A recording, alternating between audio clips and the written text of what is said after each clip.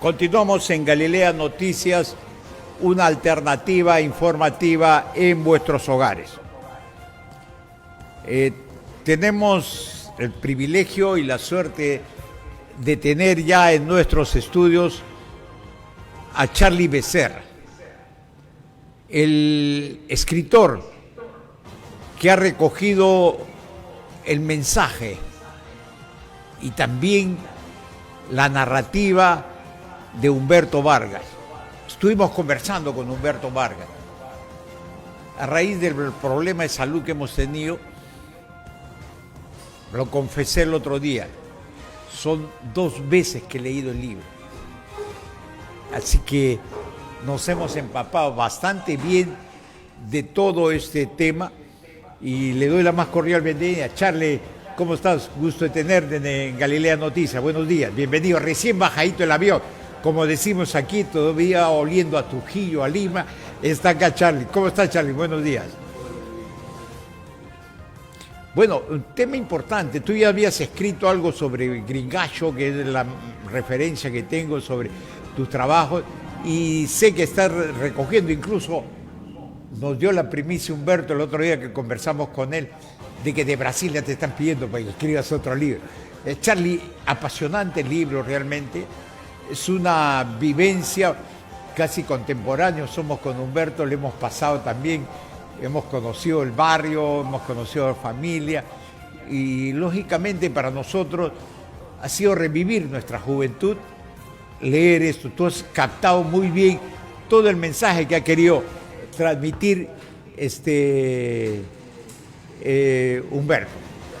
Oye Luis, muchísimas gracias. En principio por la invitación, gracias también por haber tenido esa lectura tan atenta de la novela. La verdad es que a pesar de que la excusa principal es la historia, digamos, de Humberto Vargas como el gran narcotraficante que en su momento fue, también nos permite contar una época del país que ya no está más, pero que explica mucho de lo que pasa hoy en día, ¿no?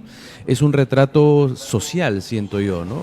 Y como bien dices, hay mucha gente ahí que aparece y son días que mucha gente ahora ya le cuesta imaginarse, ¿no? Pero en algún momento las cosas fueron así. Y claro, la novela es muy rica, ¿no? Está llena de anécdotas. Creo que eso fue lo que me llamó la atención en primer lugar, ¿no? Bueno, es bastante nutrida, incluso me imagino que has tenido que guardar cierta parte, de repente amenazas con una segunda parte de Aullar la sombra, ¿no? Porque el libro, para que los que no saben todavía, es justamente a raíz de el apelativo que tenía Humberto, que era el Lobo. Exactamente. Que fue conocido a nivel mundial como el Lobo. Sí, claro. Yo siento que con esta novela se ha abierto una especie de caja de Pandora, ¿no? En nuestro país, a pesar de la influencia que tiene el narcotráfico en nuestra historia económica, social, no se ha escrito mucho al respecto. Entonces, a raíz de que sale esta novela, han comenzado a aparecer, digamos, muchas más fuentes que quieren completar esa historia, ¿no? Como bien has dicho, desde Brasil me llegó ese mensaje que dice, oye, muy bien lo que has escrito, pero te falta todavía, ¿no?, más por escribir, la parte, ¿no?, mía. Exactamente. El Pablo Escobar brasilero. Exactamente. Entonces yo ya les he dicho a mis editores ahí en Lima que parece que vamos a estar con los narcos un buen rato todavía, ¿no? Charlie, pero ¿has recibido cuánto tiempo te ha demorado recibir toda la información de Humberto? Porque es riquísima, es enorme y sé que mucho se ha quedado todavía en el tintero, porque lo que hemos vivido esa época todavía nos recordamos muchos nombres, muchos personajes que no aparecen todavía, pero que de repente amenazan con aparecer posteriormente. Sí, seguro que sí. Bueno, con Humberto nos pasa muy seguido que ahora con la promoción del libro nos juntamos con muchas personas y de pronto estamos en una reunión y Humberto agarra y cuenta una cosa que no me ha contado antes. Y yo le digo, oye Humberto, ¿por qué eso no me lo contaste? Eso debería estar en el libro. Sí, es que recién me acuerdo, ¿no? Pero es interesante porque como tú dices, creo que mucha gente está respondiendo al nivel de información que hay. Es bastante nutrido, sí. Y claro, hemos tenido que tener cuidado con algunos nombres, con algunos pasajes, ¿no? Sobre todo porque, bueno, fuera de la peligrosidad que puede haber, porque sí, definitivamente en el libro aparece gente muy peligrosa, hay algunas personas que tienen una susceptibilidad todavía con estos temas de narcotráfico. Y en ese ¿no? tema quiero decirte y felicitarte, reconocer que has sido muy pulcro en tratar de mantener, incluso hay algunos nombres ficticios ahí, Sí, sí. porque hay personas que están en vida y que lógicamente se ven involucradas en la historia, en todo lo que ha pasado. Entonces, has sido tú muy pulcro, muy respetuoso con la idea que tenía Humberto, complementada con la labor ya tuya, la labor literaria, para que de esa manera se mantengan algunos temas y nos hagan vivir de todas maneras la historia como si estuviéramos viendo la película. Sí, bueno, para mí era importante poder llegar al lugar de los hechos, ¿no? Tú me preguntabas ahora cuánto ha tomado este trabajo. Nosotros comenzamos el 2020 más o menos, en pandemia, en plena pandemia. Ahí fue cuando nos conocimos virtualmente, ¿no? Entonces, este libro nos ha llevado a estar en contacto casi diariamente durante esos 4 años que han pasado. Y yo he podido llegar incluso a la frontera con Colombia, con Brasil, estar en el lugar de los hechos, respirar esa aura para poder retratar, digamos, la historia con mayor fidelidad, ¿no? Revivir los hechos prácticamente. Sí, claro, claro.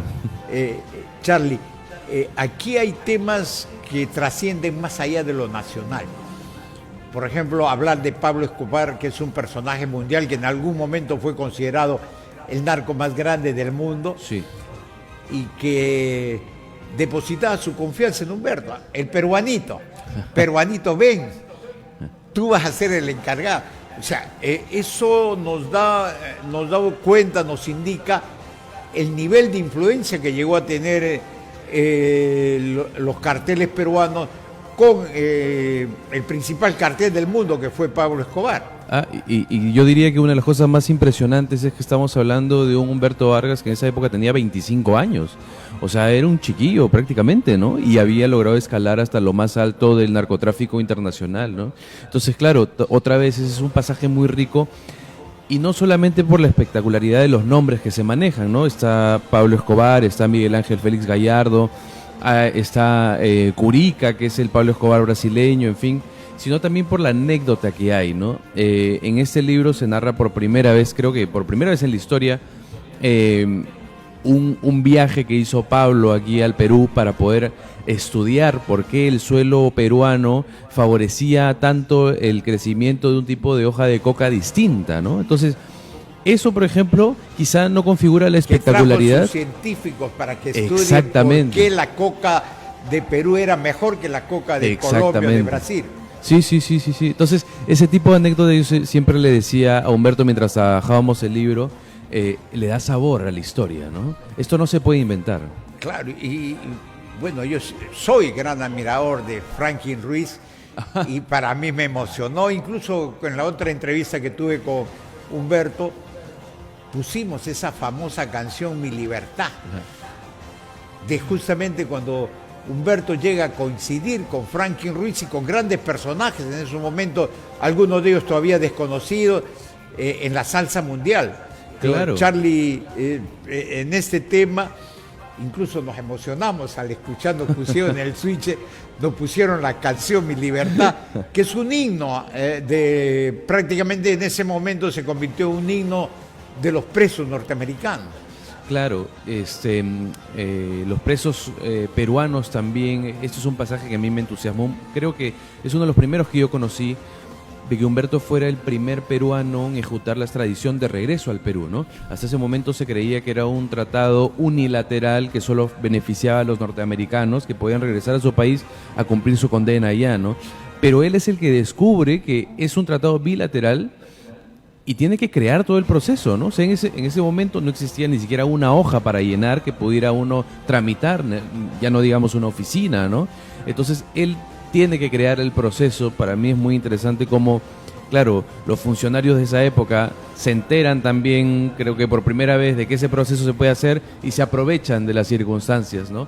O sea, cada vez que él necesitaba una firma de un funcionario, este funcionario le decía, claro, yo le apoyo, pero son $5,000 por una firma, ¿no? Entonces, otra vez, esta historia tiene muchas primeras veces, ¿no? Y eso surge a raíz del terrorismo también. Porque Lourdes Berisso fue la primera que se acogió a esta extradición para irse a acusar de intentar tomar el Congreso, se fue a cumplir su condena. Claro. Y a raíz de eso se abre la puerta para que Humberto pueda regresar, pero el camino de regreso también de Humberto ha sido largo. Sí, totalmente. Eso es lo que yo te decía antes, ¿no? La historia de Humberto es una buena excusa para conocer una historia del país y de una región del país también. Y hablan del Vaticano, que ahora todo el mundo sabe que está obligado a Vladimiro Montesinos. Yo tengo una anécdota también del Vaticano. ¿Ves? No, sí, esto en pasa... el trabajo periodístico, te lo cuento chiquitito. Claro, claro. A raíz de un terremoto en Tarapoto se cayó la cárcel y varios presos se fugaron. Ajá. Y por acá llegó justamente cuando caía Fujimori, ya había huido, ya Montesinos estaba sin poder, llegó este personaje a buscarlo. Me acuerdo un congresista de esa época, nos pidió plata porque él tenía una caleta que él quería ir a recoger donde tenía una moto, tenía fierros, tenía más de $80,000 y también tenía el video de la reunión y la foto de la reunión de Montesinos y Vaticano, ahí en Limonier. Claro, claro. Bueno, interesante, para mí era primicia mundial. No, claro, y como te digo, no se acaba este tema. Pero este señor estaba traumado, o sea, él decía que el servicio de inteligencia lo tiene, que la gente de Montesinos está detrás de él.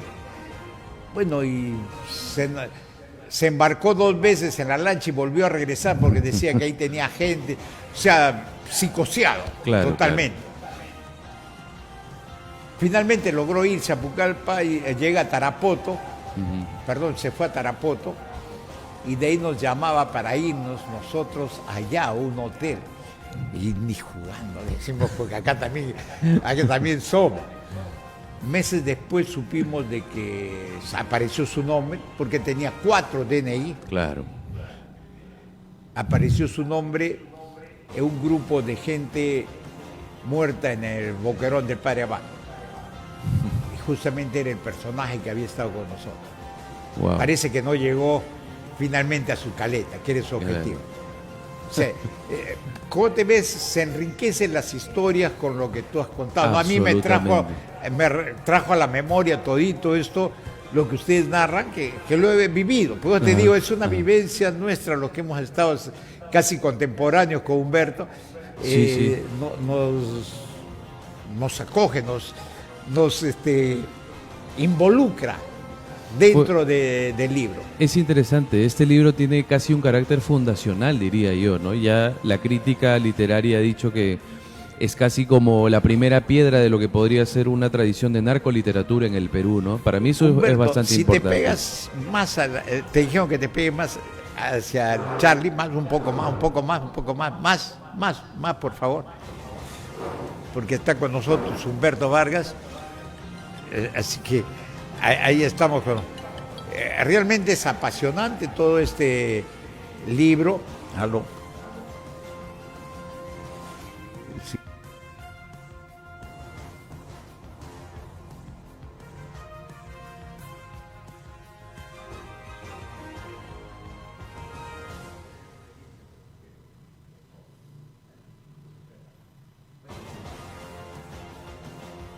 Charlie, hoy día va a ser la presentación. Lo presentaste en la feria, mañana, perdón. Lo presentaste en la Feria del Libro.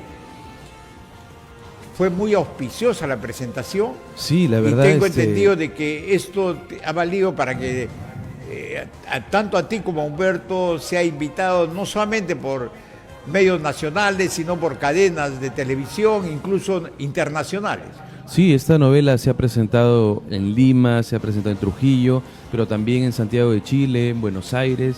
Y yo justo antes de venir para acá estaba hablando con el editor. Es un libro que le están pidiendo de muchos otros países, ¿no? De Canadá, de Europa. Entonces está comenzando a extenderse la historia y otra vez, lo mismo que ha pasado hasta ahora, que tiene un rebote con los lectores, ¿no? Así como tú eres un lector que tiene historias por aportar, eso también está ocurriendo en otras latitudes, ¿no? De repente pensarlo en traducir al inglés, porque indudablemente el mercado norteamericano es riquísimo y esto si lo pones en Amazon vuela. Sí. O sea, todavía no he llegado a Amazon, pero digamos las plataformas de venta de libros internacionales ya han pedido el libro y están que lo distribuyen, como te comento, ¿no? Así que esto en realidad recién empieza. Y estás estudiando seriamente esta posibilidad del amigo brasilero, de Mona y su esposo, porque ellos son parte de la historia, de escribir su historia también, del Sí. lado brasilero. Sí. Para espanto de mi esposa, sí. Esto te ha involucrado en alguna manera porque con eso han pisado muchos callos. Y también mucha gente que está en el poder y que lamentablemente está ligada pues a estos procesos que son largos, y muchas fortunas regionales y nacionales son producto también del narcotráfico. Sí, totalmente. O sea, a mí me da mucha risa cuando la gente, cada vez que va a haber una elección, temen al fantasma del narcoestado, ¿no? O sea, las personas no saben que nosotros somos un narcoestado hace décadas y décadas y décadas. Entonces, es interesante nuevamente, como te digo, la posibilidad de otra vez centrar el foco sobre cosas que no se conocen tanto, ¿no? Pero yo te digo, en Lima, por ejemplo, tuvimos una presentación. Una de las que tuvimos en Lima fue con el escritor, con Hugo Coya, que escribió el libro sobre Vaticano, ¿no? Claro. Tuvimos una mesa, la vamos a replicar otra vez porque la gente, ya no entraba más gente. Entonces, otra vez, el narcorrelato peruano es una cosa que está despertando mucho interés porque no se ha tocado hasta ahora. O sea, al menos no con el nivel de detalle que tanto Hugo como yo quisiéramos, ¿no? Y como te digo, a medida que vamos tuve avanzando... la oportunidad de entrevistar a Hugo Coya también, no Ah, en sí. este canal, sino también, no me acuerdo qué libro, creo que fue justamente el Vaticano, que Sí, estuvimos sí. conversando con él sobre el tema, ¿no? Porque somos apasionados de la lectura y de los libros. Mi hermano tiene como 70 libros publicados también, pero es en otro tema de derecho. Sí, exactamente, Entonces, exactamente. eso nos apasiona. Y creo que has encontrado un filón muy fuerte con Humberto Vargas. Y sobre todo, yo rescato el mensaje y la valentía. Se lo dije el otro día en la entrevista a Humberto. La valentía, la entereza de varón, de aceptar sus errores y de presentarse ante los jóvenes y decirle, esto es lo que no debes hacer. Exactamente. Es un momento de brillantez, pero luego viene lo más triste.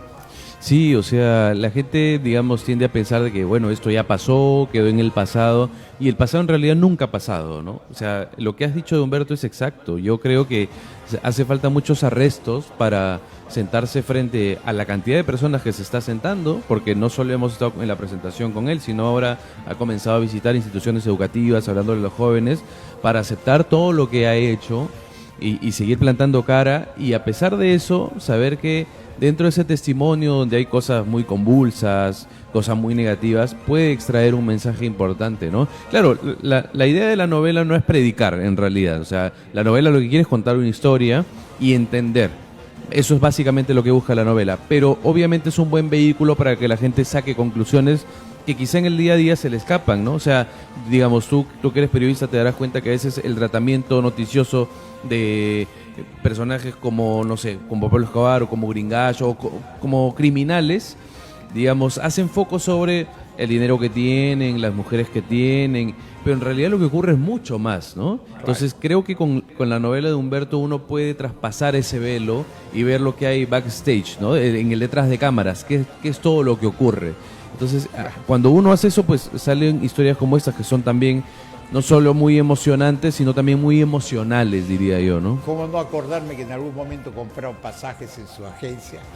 O he alquilado un carro y estaba en la presentación de su orquesta, ¿no? O sea, son vivencias muy jóvenes todavía, pero Sí, claro. que no avisorarnos que pudiéramos estar comentando ahora y la trascendencia histórica que han cobrado. Sí, sin duda, sin duda. Nosotros esperamos con muchas ansias la presentación mañana, que va a ser en el Colegio de Abogados de Loreto, que me parece que es en En la Plaza Sargento López. Exactamente, en Echenique con Morón. Humberto, Y aquí gracias por acompañarnos. Hemos conversado el otro día casi media hora contigo acerca del libro. Realmente lo reitero, reconocer tu entereza, tu valor, porque hay que tener valor, hay que ser bien varón para sentarse frente a la gente y decir, bueno, yo he hecho esto y no vuelvo a hacerlo. Ya, muchas gracias, Lucho. Soy agradecido porque tú me has dado la oportunidad de poder hablar a tu audiencia y quiero decirte algo. El día lunes, presenté en el teniente, en el colegio Manuel Clavero de Clavero, algo muy importante, Lucho. Esto es la promesa que tuve a mi mamá de resarcir a los jóvenes todo el daño que le hice en esos tiempos. Y comenzamos con alumnos de quinto. Fue algo maravilloso para mí poder compartir con ellos que no hagan lo que yo hice. Exactamente. Les dije, este mundo de las drogas solo tiene dos caminos: la cárcel o el cementerio. No hay más que escoger. Entonces, basado en toda esa experiencia negativa que tuve ahí, ellos intervinieron también, me preguntaban dudas que tienen, y como siempre preguntar dónde está el dinero. Los jóvenes, tú sabes cómo está, porque en la historia voy narrando, ¿no? Y me dio mucho gusto estar en luego de la entrevista que tuvimos la semana pasada, me preguntaba, oye, ¿tú crees que no se haya quedado con nada? Que no tenga dinero Humberto. Le digo, bueno, sería cuestión de que le preguntes a él. No, pero hasta donde los años que estamos alternando con Humberto, le digo, está dedicándose a otro tipo de trabajo totalmente honrado, totalmente diferente, reinsertándose en lo que es la sociedad, y creo que es una forma también de pagar tu culpa, estar reinsertándose y vivir como vivimos cualquier persona normal, común y corriente. Sí, exactamente. Ese es el objetivo mío, es que esos jóvenes no ingresen a ese mundo del narcotráfico. Yo les digo, el estudio es lo que va a salvar de eso. No querer tener dinero fácil, porque el dinero fácil metido en el mundo de las drogas es efímero. Pero cuando tú estudias con esfuerzo, con dedicación, con perseverancia, vas a tener una profesión, vas a ser mejor ser humano. Y fíjense, este mundo del narcotráfico perjudica a tu familia. Yo perdí mi familia. 2 días antes de que nazca mi tercera hija, a mí me cogieron. Yo le llegué a conocer ya cuando tenía 18 años casi a mi hija. Imagínate. Y ahí en el libro narras el tema de la traición también. Sí. Porque lamentablemente este mundo en el que has vivido, no hay ningún escrúpulo en traicionarte para ascender, que es una constante en todo este sistema mafioso que hay. La envidia, muchas cosas utilizan las personas que quieren traicionarte. Es un mundo bastante difícil, sí, bastante peligroso. Yo sé que tú habrás sufrido mucho, porque no solamente eres tú, porque como decía Pablo, eres tú y toda tu familia los que tienen que pagar. Claro. Y la zozobra de la familia. Uno cuando es joven, con la adrenalina que anda, no está pensando en eso. Está pensando cómo en cada vez que tú transportas droga, tú tienes que andar no con los 2 ojos, sino con los 100 ojos que tienes. ¿Por qué? Porque puede sorprenderte un grupo de delincuentes por acá, puede sorprenderte la policía, no a detenerte, sino a robarte. La policía muchas veces no viene a detenerte, viene a robarte para que vuelva a revender esa droga. Entonces, tienes cantidad de enemigos que tienes que estar alerta, no puedes dormir, día y noche estás pensando. Y es más, no puedes ni gastar la plata. Te vas a un lugar, estás en una esquina ahí mirando Y te tu demostraron panorámica, que mirando había quién entra. 1000 ojos cuando te dio su muestra de amor, Pablo Escobar. Una No, con cabeza. Pablo Escobar, no. Con Pablo Escobar tuvimos encuentros así. Yo recuerdo que, y está en la historia, cuando yo estaba jugando fútbol y aparece Popeye corriendo, pero bonito, ven, vení, así hablan pues los pais. ¿Qué pasó? Ven, el patrón quiere hablar con usted. Entonces voy, él estaba en una reunión ahí en Nápoles, pasó eso. En su hacienda, para los que no conocen, la hacienda de Pablo La hacienda Escobar. de Pablo. Y él estaba reunido con gente de otros países. Y él había hecho una apuesta ahí. Querían saber de dónde produce, en qué lugar, la cocaína con más alcaloide. Entonces todos dijeron Bolivia. Y él dijo, no, en Perú. Porque ese tiempo, aparentemente en Bolivia, mandaban con más porcentaje. Pero cuando yo empecé a sacar del lugar que era, me preguntó Pablo Durante, escuchen, el peruanito va a ser como un árbitro, digamos. Yo estoy sorprendido, ¿no? No sabía de qué se trataba. Me dice, mira, peruanito, diles a ellos en qué parte del Perú produce la coca con más alcaloide, que arriba de los 40% todavía va. Yo le dije, en Monzón, en Tingo María. Y él se metió una carga, les gané, malparidos, así como habla. Esas anécdotas, yo le conté allá. Hasta acá. No, está ahí, cuando dices, ¿no? Está ahí. Tú nomás léelo bien. Entonces, así, anécdotas que Charlie me preguntaba y nos conversábamos horas de horas. A veces no está, no se acuerda. Me pasa otro día, sí. 4 años he estado hablando con Charlie. Imagínate. Bueno, y el producto es un libro interesante. Invitamos a todos, lamentablemente este tirano que se llama Tiempo nos gana. Invitamos a todos mañana, el Colegio de Abogados se va a presentar el libro. No sé si te llamaron, porque varios llamaron para preguntar si... Sí, me llamaron de Nauta. Inmediatamente estuvimos en la entrevista y llamaban a pedir dónde compro el libro. Sí, me he contactado con varios. Van a estar ahora, van a venir por acá de Nauta. Muy bien, y ahí también estaré mañana. Mañana a las 7 de la noche. 7 de la noche, Colegio de Abogados.